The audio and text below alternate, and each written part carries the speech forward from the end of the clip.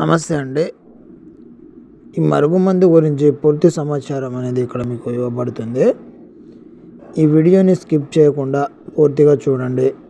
మీకు మా ఛానల్ నచ్చితే దయచేసి సబ్స్క్రైబ్ చేయండి, లైక్ చేయండి.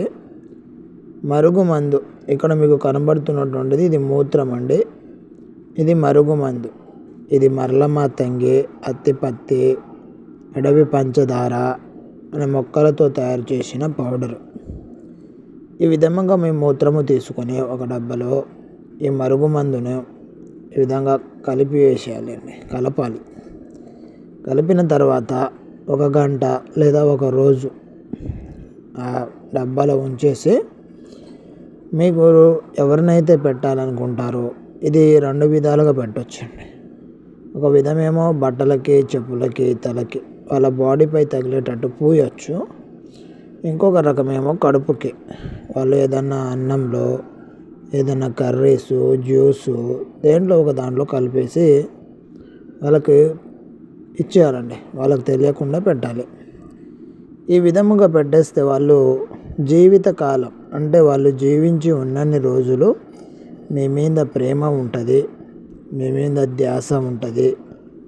మీరు కనబడకపోతే ఎక్కడికి వెళ్ళారు, మిమ్మల్ని చూడాలనే కోరిక, మీతో కలవాలనే ఆశ వాళ్ళకు ఉంటుందండి.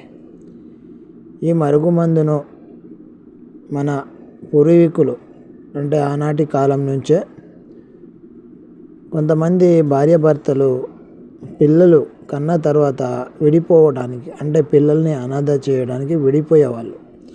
అలాంటి సిచ్యువేషన్ రాకూడదన్న ఉద్దేశంతోనే ఈ మరుగుమందు అనేది పెట్టడం స్టార్ట్ చేశారండి. ఇది మీరు మంచికి మాత్రమే.